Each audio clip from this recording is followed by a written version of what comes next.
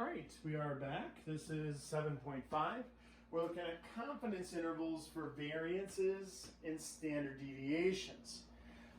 So there is a little bit, this does confuse students, or it has in the past. Hopefully we'll knock it out of the park this time for you guys and you'll get what's going on. We don't get to use a t-distribution. We don't get to use a z-distribution. When we're talking about standard deviations, we have to use what's called the chi-square distribution. And the chi-square distribution, everything's weird about it. So chi-square is pronounced chi, even though it looks like chai. It's chi-square. And this is confusing for students because they see the shorthand for it is this. That's not an X, it's actually a chi-square distribution. So they just have this, and then students think, oh, I have to square it. No, that's sort of the name. That's just its name. So you don't actually square these numbers. That's not like in the formula when it says chi-square sub right, chi-square sub left. Lots of students incorrectly square it. That's what it's called. And so you might want to write yourself a little note that maybe spell it out in the actual formula. So instead of writing the formula like this, n minus 1 s squared over, instead of writing chi squared like that, maybe write chi square, and we need it from the right side, and then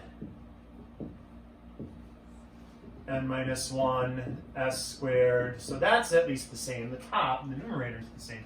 But the denominator here, this is chi square from the left side. And so now that also adds a little bit of confusion to the deal. It's a skewed, chi-square is a skewed distribution. It's non-symmetric. So you look up two different numbers for those and sub them in.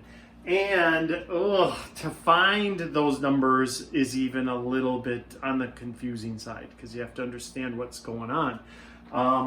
Remember in the past when we looked it up by hand, like that, we did the one where it was the 88th, they wanted an 88% confidence interval, which is a really weird number. So we had to look up the middle 88 and then put the little 6% and the little 6%, and then actually we looked up 0.9400, 94th percentile, because 88% plus 6%, that bottom tail. We're going to do the same thing here. So a 95% confidence interval, if we want to do that, there's 5% left over, right? So that's 2.5% here. Here, we'll make that a 95%. And 2.5% here. Well, then when I look it up, I'm looking up this 97.5% and this 2.5%. And so that is another confusing aspect about the chi-square distribution, that even when you're looking up 95, you don't look up 95 and 5. That's a very common error. Don't do that. We actually have to look up 97.5 and 2.5. All right? Okay, so let's go ahead and do this one. The bottom of page 9, they give us 1, 2, 3, 4, 5, 6, 7 numbers, 8 numbers. We put those into Excel, we find S, the standard deviation, .s, so standdev.s. So n is 8, degrees of freedom then are going to be 8 minus 1, 7. So degrees of freedom, just like with the t-distribution. S, we have either your calculator or your computer with Excel tell me this big long number. We'll cut it off to, we'll go thousandths place, 4, 6. General rule is usually thousandths place for accuracy. Don't go tenths place for sure. Tenths place I will take off for error because that'll balloon up, especially because we're squaring it and then taking the square root. All right, so hundredths or thousandths is okay. I usually stick with thousands. All right, so now I'm going to show you the chart again. We're going to look up the chi-square for left and the chi-square for right.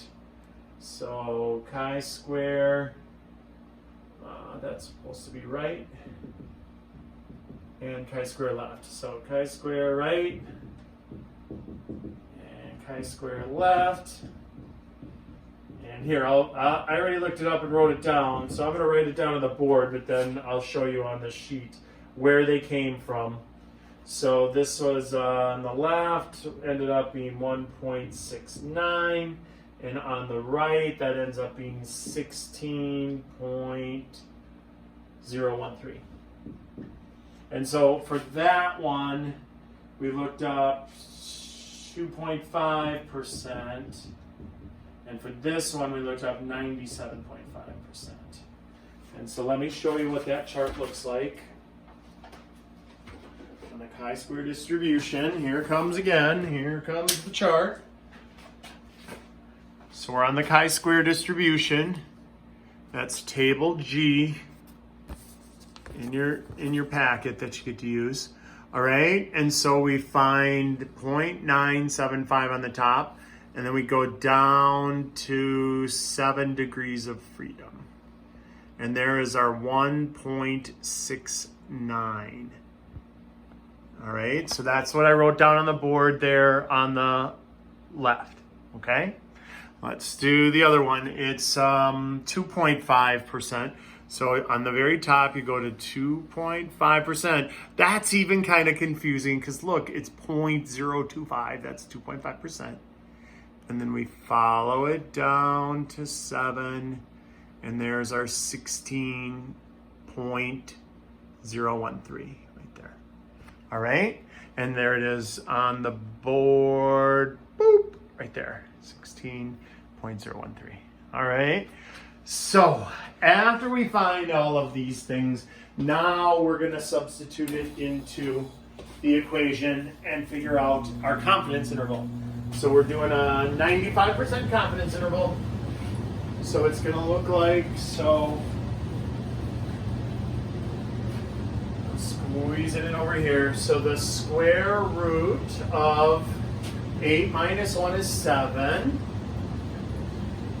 times 46.868 squared divided by, that's the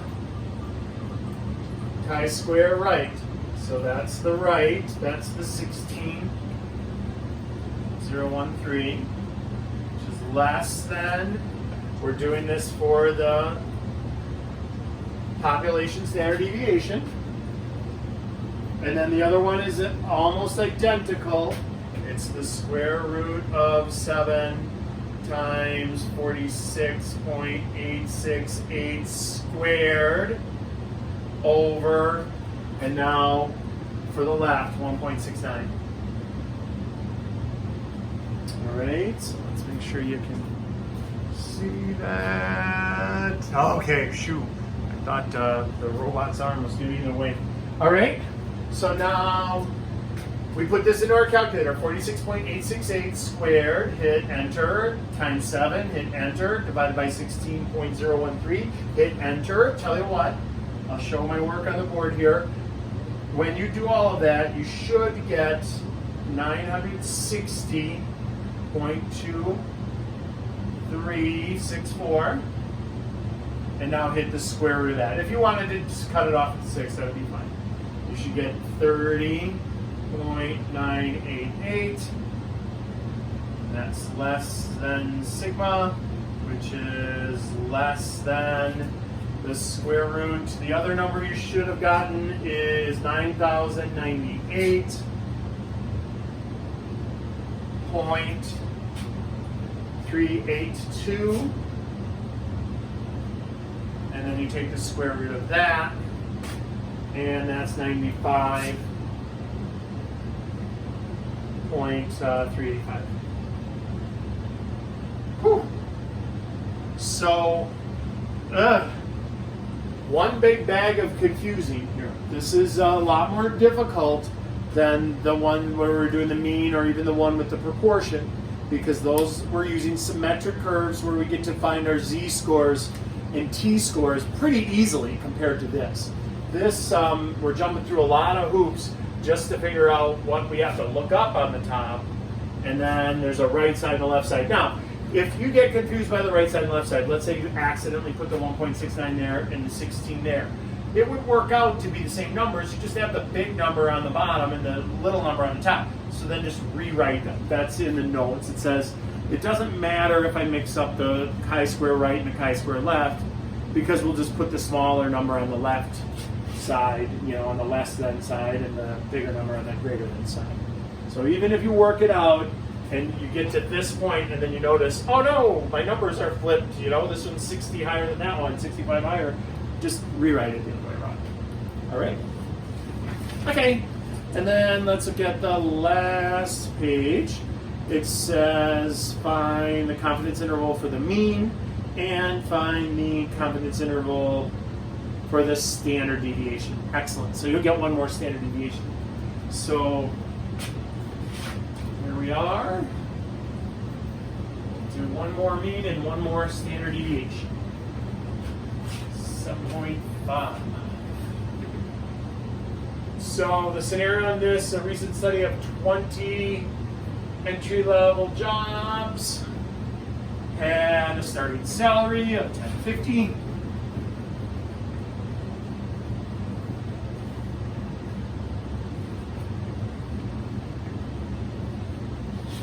All right, and per hour, standard deviation of $1 per hour, assuming starting pay for entry-level jobs is normally distributed, find a 90% confidence interval for both the mean pay of all entry-level jobs and the standard deviation for all entry-level jobs. Okay, so let's do the mean first. So we have to look up Z for, they want 90% confidence. So we go to table F, go all the way to the bottom, 90% on the top, all the way to the bottom, 1.645. N is 20, X bar is $10.50 per hour, S is determined as 1. So here we go. Standard deviation of, oh, they said normal distribution, so that's why we're using the z-square. All right, then not t.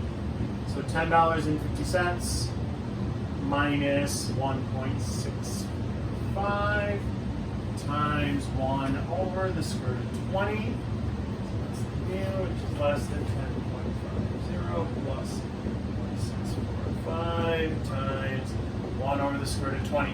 So again, I usually don't write that out twice. I usually just take this is the margin of error, and I usually just figure that out and don't rewrite the exact same, unfigured out things. So about 37 cents is the swing. Since it's money, we are going to round it to the nearest penny, so we are going to make it 37 cents and 37 cents.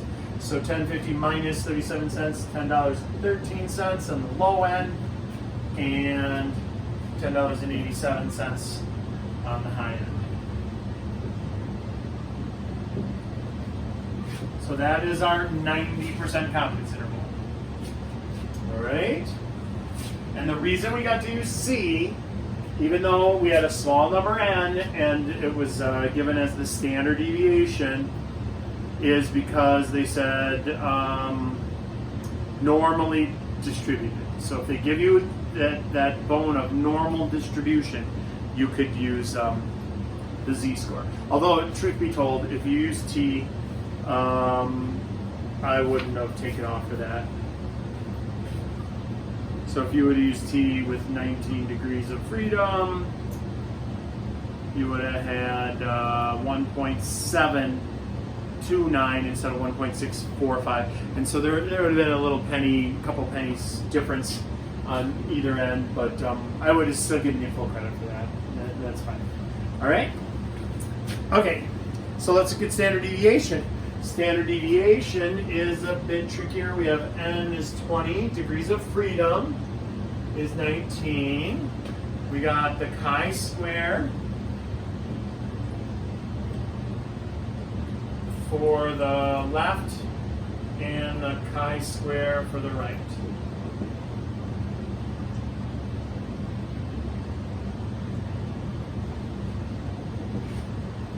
And so chi-square left, 10.117, chi-square right, 3.144.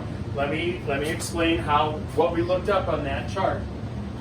If we have a distribution, skewed distribution, we want the middle 90%, at least 10%, right? So that's 5% in the top end and 5% on the bottom end.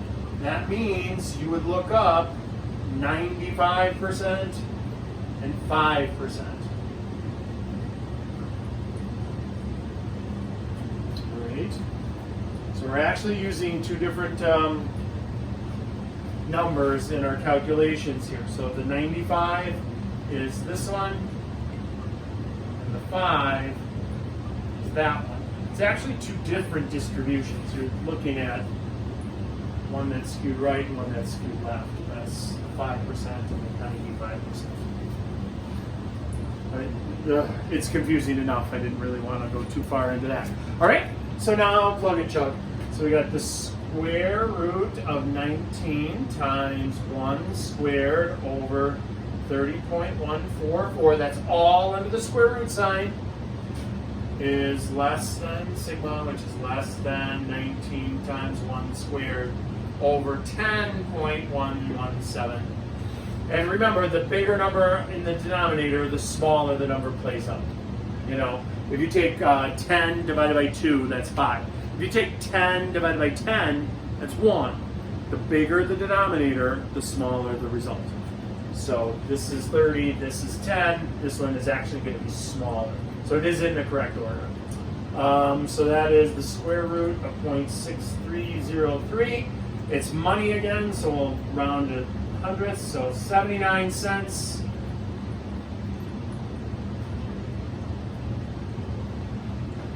And the square root of 1.878. And that is $1.37. So a 90% confidence for the standard deviation would put it anywhere between 80 cents and $1.40, approximately. All right. And that is 7.5. Oh, I'm glad I did this as its own video because that was a lot of material. All right.